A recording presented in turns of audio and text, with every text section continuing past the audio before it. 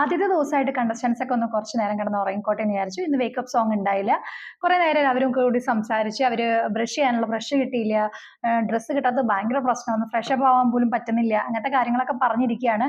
അതിനിടയിൽ അനീഷിന്റെ നമ്മുടെ സ്ട്രാറ്റജി ഈ വട്ടത്തിലുള്ള നടത്തം തന്നെ. വട്ടത്തിലും നീളത്തിലും ഇങ്ങനെ അനീഷ് നടന്നുകൊണ്ടിരിക്കുകയാണ്, ഒരാളോടും മിണ്ടണില്ല. ആ പരിപാടികളൊക്കെ സംസാരിച്ചുകൊണ്ട് ഇങ്ങനെ നടക്കുന്ന സമയത്താണ് റന ഫാത്തിമ, ഏറ്റവും പ്രായം കുറഞ്ഞ Bigg Boss Malayalam season 7 contestant ആണ്. റന അനീഷിന്റെ പിന്നാലെ നടക്കുന്നുണ്ട്. എന്താ അനീഷ് ചേട്ടാ, എന്തെങ്കിലും പ്രശ്നമുണ്ടോ, ബിഗ് ബോസിനോട് പറയണോ? നിങ്ങൾ ഇങ്ങനെ നടന്നു കഴിഞ്ഞാൽ വല്ല മൊയന്താന്ന് വിചാരിക്കും. കുറച്ച് വയസ്സായിട്ട് ചിന്തിക്കുക, വയസ്സായിട്ട് പ്രവർത്തിക്കുക, എന്തെങ്കിലുമൊക്കെ അർത്ഥമുള്ള കാര്യങ്ങൾ പറയേ. ബിഗ് ബോസിൽ ഇങ്ങനെ ഒരാൾ വന്നിട്ട് വെറുതെ നടക്കാൻ വേണ്ടിയിട്ടാണോ? പിന്നാലെ നടക്കണ്ട കുട്ടി, അടിപൊളിയായിട്ടുണ്ട്, റന്നെ വിടുന്നില്ല. അങ്ങനെ ഒരാൾ സംസാരിക്കാതിരുന്ന പറ്റില്ലല്ലോ.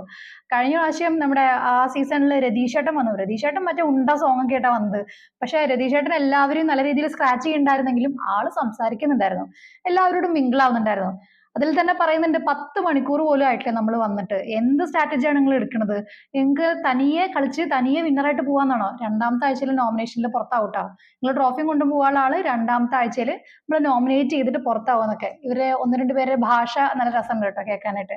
അവരുടെ നാട്ടിലെ ഭാഷയാണ് കോഴിക്കോട്, മലപ്പുറം, ആ ഭാഷകളൊക്കെ എന്ന് തോന്നുന്നു. ആ രീതിയിൽ നല്ല രീതിയിൽ അനീഷിന്റെ ചുറ്റും കൂടി നമ്മുടെ ഭാഷയിൽ പറഞ്ഞ ചൊറിഞ്ഞുകൊണ്ടിരിക്കുകയെന്ന് പറയില്ലേ, അനീഷ് ഇങ്ങോട്ട് ചൊറിയാൻ നോക്കുമ്പോൾ അവര് തിരിച്ചും ചൊറിയുന്നുണ്ട്, നല്ല രീതിയിൽ പറഞ്ഞുകൊണ്ടേ ഇരിക്കുന്നുണ്ട്, പുറകെ നടക്കുന്നുണ്ട്. ചേട്ടൻ എന്താ നിലപാടൊന്നുമില്ലേ? നിങ്ങളുടെ നിലപാട് ഇതാണോ? എന്താ ബിഗ് ബോസിനോട് പറയണോ? ഞങ്ങളോട് ഓപ്പൺ ആവൂ, ചേട്ടൻ അങ്ങനെ ഒറ്റപ്പെടണ്ട. അനീഷ് പിന്നെയും ഈ നീളത്തിലും വട്ടത്തിലുള്ള നടത്താണ്. ഒറ്റയ്ക്ക് പോയി മുൻവശത്ത് പോയിട്ട് ഊഞ്ഞാലിരുന്ന് ആടുണ്ട്. അതിന്റെ ഇടയ്ക്ക് തന്നെ ഹാളില് റന ഇങ്ങനെ കൂടെ നടന്ന് സംസാരിക്കുന്ന സമയത്ത് എല്ലാവരും കൂടി നീവി വന്നിട്ട് ഒരു ചായ എടുത്താലോ ചേട്ടാ ചോദിക്കുന്നുണ്ട്. ഒപ്പം നമ്മുടെ അഭിശ്രീ അഭിലാഷും അതുപോലെ അപ്പാനി ശരത്തും ആര്യൻ കദൂരിയും എല്ലാവരും ഒരുമിച്ച് കൂടിയിട്ട് എന്താ നിങ്ങളെ പ്രശ്നം, എന്താ സംസാരിക്കാത്തതെന്ന് പിന്നാലെ കൂടുണ്ട്. പുറത്ത് ഈ ഊഞ്ഞാല് വന്നിങ്ങനെ ആടുന്ന സമയത്ത് അക്ബർ ഖാൻ പെർമിഷനോട് കൂടിയാണ് ചോദിച്ചിട്ടാണ് വരണേ. ഒന്ന് സംസാരിക്കട്ടെ, സംസാരിക്കാമോ എന്ന് ചോദിച്ചിരുന്നിട്ട് പറയുന്നു, നിങ്ങളെക്കാട്ടിലും നമുക്ക് വലിയ പ്രിവിലേജ് ഒന്നും ഇല്ല, അതായത് ഞങ്ങൾക്ക് നിങ്ങളെപ്പോലെ തന്നെയുള്ള പ്രിവിലേജേ ഉള്ളൂ എന്ന് പറയുന്നുണ്ട് അക്ബർ ഖാൻ. ഉദ്ദേശിച്ചത് ഇത്രയേ ഉള്ളൂ, ഞങ്ങളെപ്പോലെ തന്നെ നിങ്ങളും കോമണറെന്ന് വെച്ച് കൊമ്പൊന്നും ഇല്ല എന്നാണ് ഉദ്ദേശിച്ചത്.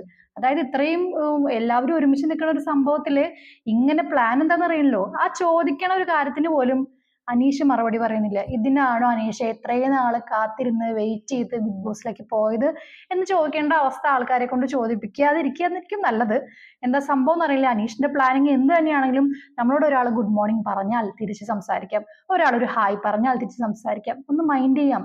മുഖത്ത് നോക്കിയിട്ട് നമ്മൾ ഒരാളോട് സംസാരിച്ചാലല്ലേ ആ വ്യക്തി എന്താണെന്ന് അറിയാൻ പറ്റുള്ളൂ. ആദ്യം തന്നെ തുടങ്ങിയത് അനുമോള് കയറി വന്നപ്പോ ആരാ എന്താന്നൊക്കെ ചോദിച്ചിട്ടാണ്. ഇത് തന്നെയാണ് എല്ലാവരോടും ഒരു രീതി ഉണ്ടായത്. അപ്പൊ അതും ആളൊരു സ്ട്രാറ്റജി ആയിരിക്കും. എന്നാലും ഗെയിമിൽ വന്നാൽ നമ്മൾ പോട്ടെ, ഗെയിം പോട്ടെ, ആദ്യമായിട്ട് ഒരാളെ പരിചയപ്പെട്ടാൽ മുഖത്ത് നോക്കി സംസാരിക്കുമ്പോൾ ഒരു ഒന്ന് രണ്ട് വാക്ക് ഇങ്ങോട്ട് സംസാരിച്ചാൽ തിരിച്ചത് പറയാനുള്ള ഒരു മര്യാദ, മിനിമം മര്യാദ എന്നുള്ളൊരു സംഭവമാണ്. ബാക്കി അനീഷിന്റെ ഗെയിം പ്ലാൻ ആണോ കാര്യങ്ങളൊക്കെ നമുക്ക് നോക്കുമ്പോൾ അറിയാട്ടോ, വഴിയേ അറിയാം എന്താ സംഭവം എന്നുള്ളത്. ഞാൻ നേരത്തെ പറഞ്ഞ പോലെ ഈ ഒറ്റപ്പെടുന്ന സംഭവം അനീഷിനെ അങ്ങനെ ഒറ്റപ്പെടുത്താൻ അവർ ഉദ്ദേശിച്ചിട്ടില്ല, പുറകെ തന്നെ കൂടിയിട്ടുണ്ട്. അനീഷിന്റെ ഗെയിം പ്ലാൻ ആയിട്ട് അടിപൊളിയായിട്ട് മുന്നോട്ട് പോവോ, അതല്ലെങ്കിൽ ഈ പെട്ടെന്ന് തന്നെ ക്യുക്കായിട്ട് എടുത്ത് തൂക്കിയെടുത്ത് പുറത്ത് കളയേണ്ട സാഹചര്യമാണോ എന്നൊക്കെ നമുക്ക് നോക്കണം. പെട്ടെന്ന് എടുത്ത് താഴത്ത് ഇടാനും നമ്മുടെ പ്രേക്ഷകർ മതി, എടുത്ത് മുകളിൽ രാജാവായിട്ട് വെക്കാനും മതി.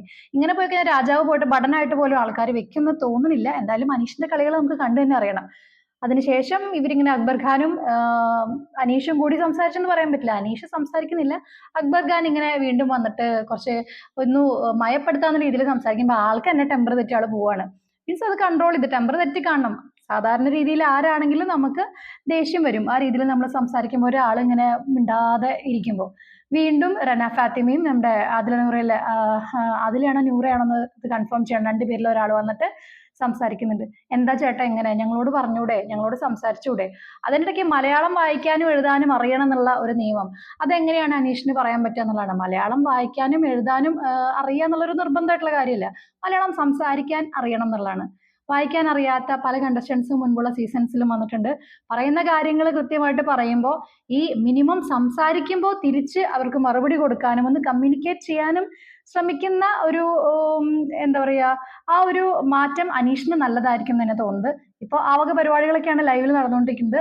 അതിൻ്റെ ഇടയ്ക്ക് ബിഗ് ബോസിന്റെ നമ്മുടെ ലോകത്തിൻ കഥയറിയാതെ സോങ് ഇട്ടു, എല്ലാവരും അടിപൊളിയായിട്ടൊന്ന് എൻജോയ് ചെയ്തു. ബാക്കി കാര്യങ്ങളൊക്കെ നടന്നുകൊണ്ടിരിക്കുകയാണ്. ജിയോ ഹോട്ട്സ്റ്റാർ ലൈവായിട്ട് കണ്ടോളൂ. മറ്റ് അപ്ഡേറ്റുമായിട്ട് നമുക്ക് വീണ്ടും കാണാം. പരസ്യം കഴിഞ്ഞിട്ടാ. ടാറ്റാ.